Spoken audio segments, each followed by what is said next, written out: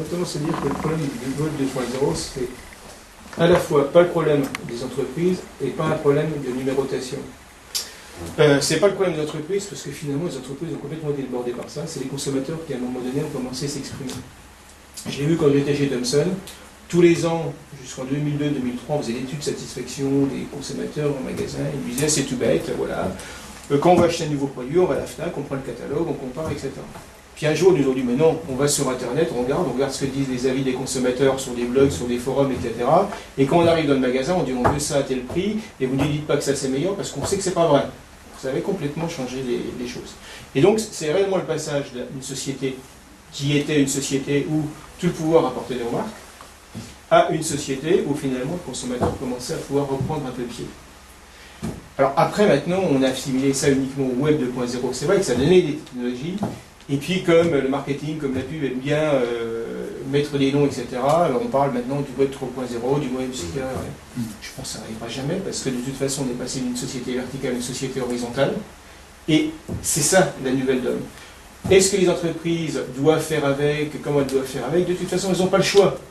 Parce que leur consommateur a changé, elles peuvent continuer sur leur lancée. Ce ne sera pas le marketing, ce sera les entreprises qui sont mortes. Et puis, heureusement, c'est qu'il y en a d'autres à côté qui viennent, qui sont gérés différemment, et ça fonctionne bien. Alors c'est quoi la différence? Est-ce que votre sentiment c'est le même? Vous êtes d'accord avec ça? Je pense qu'il y a un grand bouleversement. C'est clair. Nous, on le voit à travers toutes les études qu'on peut mener. Il y a un vrai sentiment de défiance des consommateurs vis-à-vis des marques. C'est-à-dire que le discours très marketing dont on parlait un peu tout à l'heure ne passe plus. Il y a effectivement une vraie rupture, une vraie fracture entre les consommateurs et le discours des marques. Ce qui fait que, du coup, il y a cette distance amène les consommateurs à se dire bon, comment j'agis, est-ce que je peux croire vraiment tout ce que la marque me dit, et puis tout d'un coup arrive le net, le web 2.0, et tout d'un coup les consommateurs peuvent tout simplement échanger entre eux.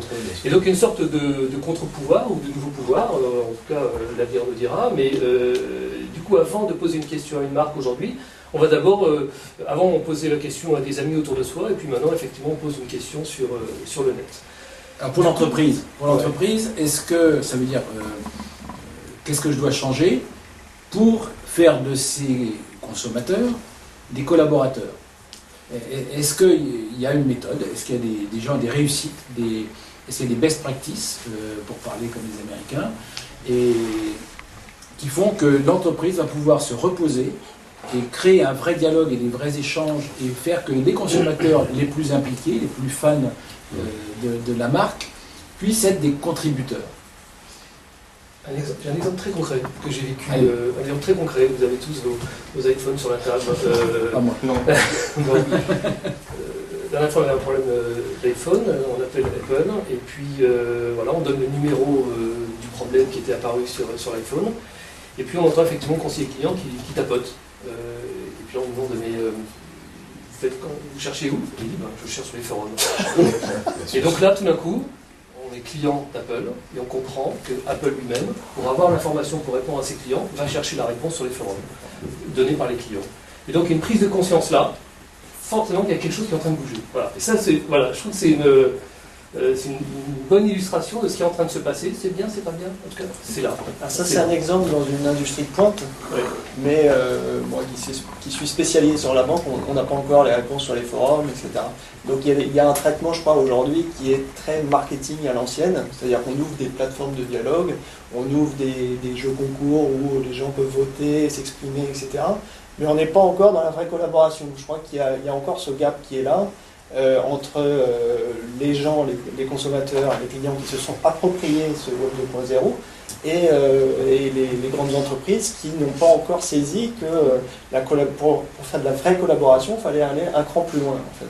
Je pense que les entreprises sont extrêmement en retard. Ce qui est très amusant, c'est qu'une entreprise comme Apple, on a l'impression qu'ils sont à la pointe du progrès avec ce système-là, alors qu'en fait, Apple n'a jamais fait que de suivre à ce niveau-là, puisque dans les premières versions de Windows déjà, en fait, Microsoft ne répondait pas, ils vous envoyaient sur les forums Microsoft, où c'était des geeks de service qui n'étaient pas du tout payés par Microsoft qui répondaient. Donc en définitive, il faut que de se donner une image nouvelle avec ça.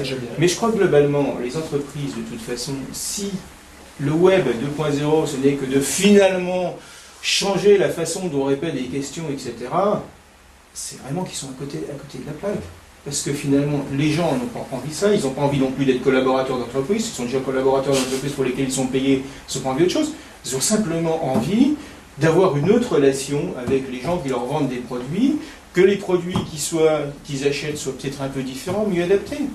Les gens, lorsqu'ils viennent dans des réunions de consommateurs, on leur demande pourquoi ils viennent dans les consommateurs. Alors, moitié, c'est parce que de toute façon, il y a des incentives, ils racontent n'importe quoi, ça c'est traditionnel, c'est la dérive des études de marché. Et l'autre moitié, ils le viennent pas pour le fait, ils le viennent parce qu'ils ont envie de contribuer aux produits, ils ont envie que les produits qu'ils ont soient adaptés. Et c'est là que la chose est importante. Le web 2.0, le marketing collaboratif, c'est pas pour résoudre des problèmes que l'entreprise n'est pas capable de résoudre, c'est son problème de résoudre. C'est simplement une autre forme de relation et qu'un dialogue s'instaure. Et tant que les entreprises n'auront pas compris ça, c'est-à-dire que ça veut dire qu'en définitive, l'entreprise n'appartient plus tout à fait à elle-même, mais elle est copartagée entre les dirigeants, les actionnaires et les consommateurs. Et ça, c'est une sacrée mise en cause de l'entreprise. Et les gens qui se sont aperçus récemment et qui ont fait un sacré virage, c'est Procter, par exemple. Procter, c'était l'entreprise, quand j'ai commencé dans le marketing, où tout était chez Procter, et ce qui n'était pas chez Procter, c'était n'importe quoi. Et lorsqu'une société d'études travaillait pour Procter, ils envoyaient des inspecteurs pour vérifier qu'il n'y avait pas un bout de papier qui restait parce qu'ils avaient peur qu'on pirate tout. Aujourd'hui, ils ont fait un plan qui s'appelle Connect and Develop, qui a été promu par les 2 vice-présidents monde de recherche et d'innovation et qui l'ont écrit dans la rate Business Review pour que ce soit marqué dans le marbre en disant maintenant 2/3 de l'innovation ça sera acheté à l'extérieur parce qu'on n'est plus capable de le faire, l'entreprise on ne sait plus faire. Donc c'est reconnaître finalement que l'entreprise n'est plus la même. Et ça encore aujourd'hui, la plupart des entreprises sont beaucoup plus à balbutier et à faire un petit peu de l'équivalent de greenwashing dans le développement durable, de faire du marketing, customer washing, etc., plutôt que de remettre en cause et réfléchir ce qu'il doit faire. Alors cette collaboration avec le marché, c'est aussi une question de temps, parce que tout est affaire de relations pour le coup. Et le Web 2, qui est une somme de fabuleux outils, ramène à la vraie problématique de la relation. Et la relation, par définition, et sans jeu de mots, c'est quelque chose de durable. C'est-à-dire ça ne se limite pas simplement à des marges et à des progressions à l'échelle d'un exercice, ça ne se limite pas non plus à des lifetime value. C'est quelque chose qui est par définition un peu plus long à mesurer. Et pour le coup, la valeur d'un client s'est déplacée dans la durée et dans sa pure value. C'est-à-dire qu'effectivement, le Web 2 a amené la vraie question de la mesure, enfin, parmi toutes les questions qu'il a amené entre autres celle de la mesure. Est-ce qu'un client influent,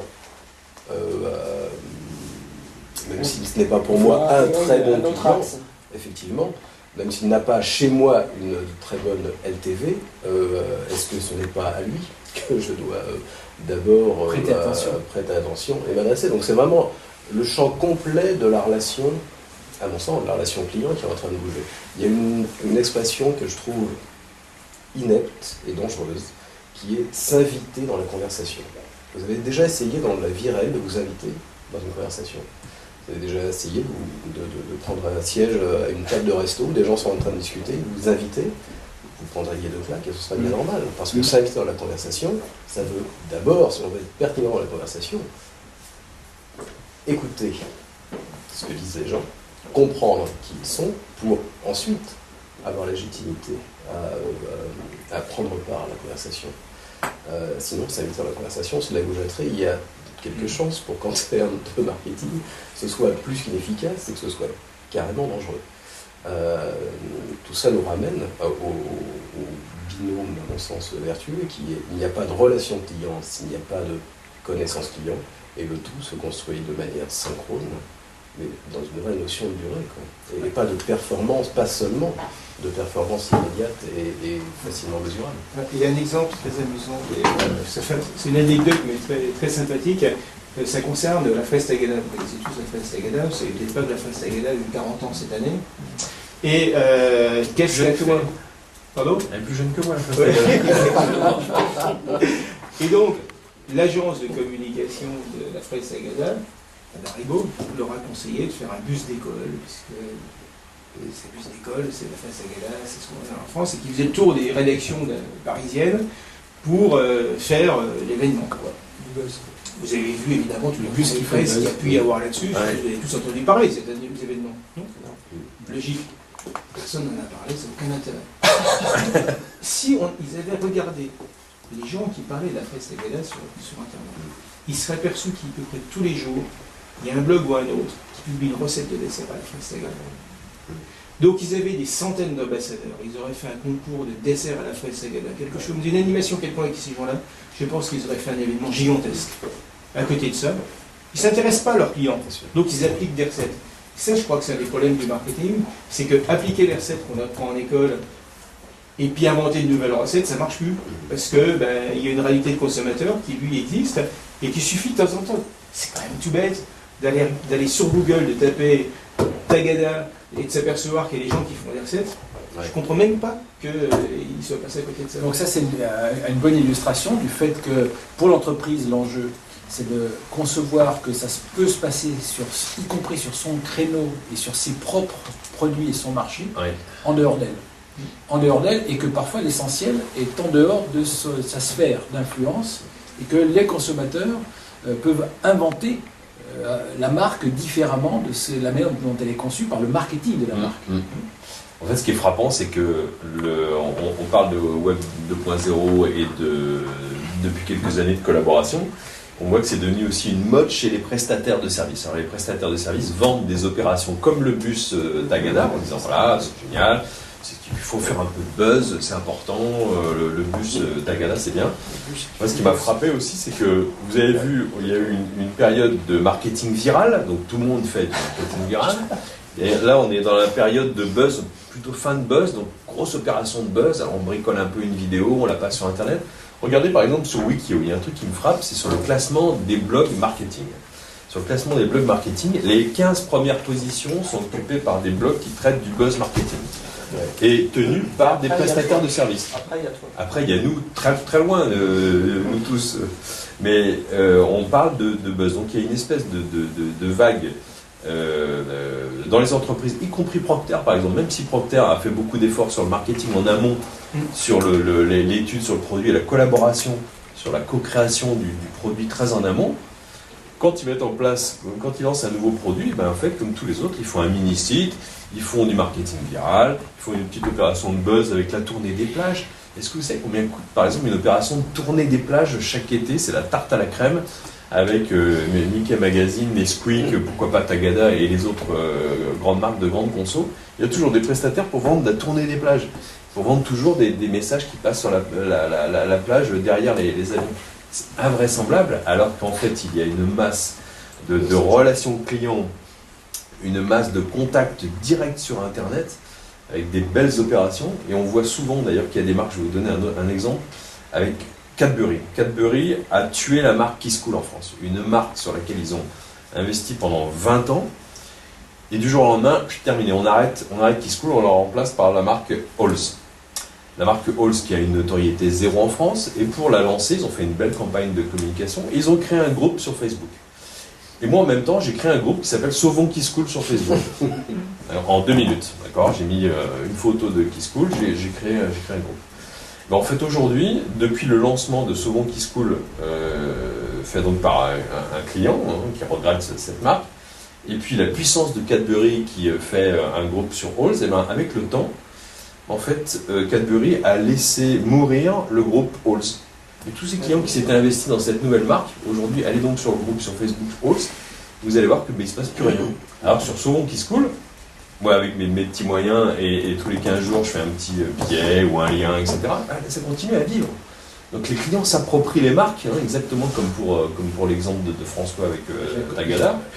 Et alors j'ai un que commentaire les marques pas toujours... Thierry, est-ce que ça, c'est pas l'émergence d'une nouvelle stratégie marketing, c'est d'annoncer la mort de sa marque, qu'on va se suicider, et pour faire que les clients les plus fanatiques prennent le relais et fassent en fait, le discours de la marque et arrivent pour en fait sauver la marque qui n'était pas plus en péril que ça, et qu'en fait ils vont relancer le discours en disant on vous a entendu et vous, nos fidèles clients, on va relancer les choses grâce à vous. Je pense que Cadbury, la situation dans laquelle ils sont, vous avez vu l'actualité, hein, leur rachat, etc., ils ont d'autres chats à fouetter. Mais est-ce que ça serait pas une stratégie mondiale? Est-ce que ça serait pas une stratégie en fait de dire voilà, on est une marque, on a telle difficulté, on va pas y arriver, et faire en sorte que les clients fidèles, les clients amoureux de la marque prennent le relais, se mobilisent, etc. Est-ce que ça c'est un exemple, mais ils l'ont fait en Angleterre. On pourrait imaginer que ce soit une stratégie de marque, pas forcément malicieuse ou même malhonnête, mais une vraie stratégie qui consiste à dire, voilà, la conjoncture est difficile, la marque a besoin de ses clients, créons un groupe Facebook pour se sauver, enfin, voire même exposons simplement et laissons l'initiative aux clients. C'est vrai que ça peut être une stratégie, mais il s'agit aussi parfois de rattraper les opportunités. On se rend compte qu'il se passe quelque chose, effectivement on peut rebondir là-dessus. Et du coup, effectivement, les marques sont là en train de regarder ce qui se passe sur le marché, comment les consommateurs réagissent, et ils peuvent effectivement rebondir. Et ils sont là pour animer, guider, toujours en voulant effectivement développer une marque ou une nouvelle, etc. Mais c'est vrai que de toute façon, dans tous les cas de figure, ils sont obligés de tenir compte de ce qui est en train de se passer voilà, dans le public et donc sur le net au travers des initiatives. Donc la manière de manager des marques forcément change. On est forcé d'écouter davantage.